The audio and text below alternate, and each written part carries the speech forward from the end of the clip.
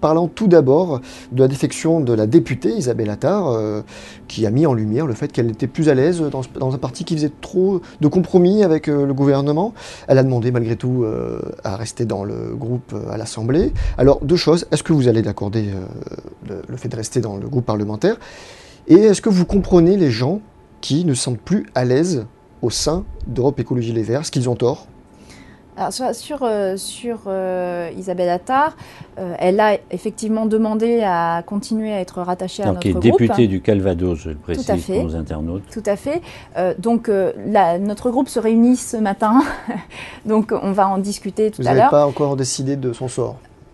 Nous avons l'habitude de prendre des décisions ensemble, de manière collégiale. Donc ce ne sont pas les coprésidents qui décident tout seuls dans leur coin. Donc le groupe se réunira. Ça fait quand même plusieurs départs qu'on enregistre, plusieurs défections. Vous remarquerez que c'est des départs du parti, jamais du groupe.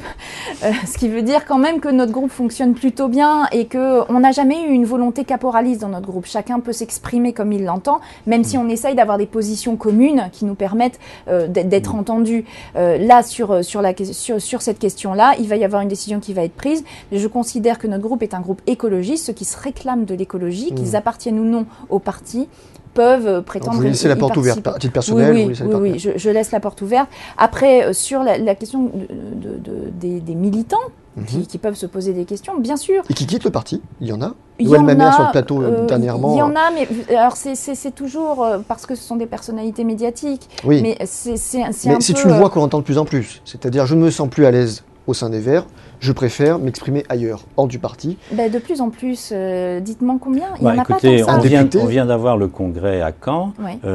Il y a pour la présidentielle, vous aviez 15 000 votants ou 16 000 votants pour la primaire. Là, il n'y en avait à peine plus de 10 000. 5 000 seulement se sont exprimés.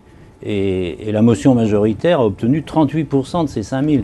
Ça fait quand même pas beaucoup de monde dans chaque département, quoi. Ça représente un petit peu, quand on regarde ce qu'est l'état d'esprit des Français en général, là, pour le coup, on ressemble assez à la population française qui se pose des questions sur la direction qui est prise par notre gouvernement, qui se pose des questions sur la capacité du politique à agir en cette période de crise.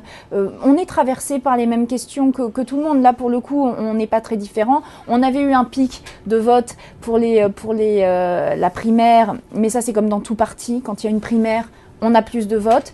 Là, ce que je constate simplement, c'est qu'on nous parlait d'une firme dont on voit bien que c'est du fantasme. On est un parti démocratique. Donc c'est pas Cécile Duflot qui a imposé Emmanuel Cos à la tête du parti? Écoutez, si on avait une firme, elle aurait fait son travail de firme et on aurait fait 80%. Là, ce n'est pas le cas. Donc, ça prouve tout simplement que la démocratie s'exprime dans notre parti et je trouve que c'est plutôt bien.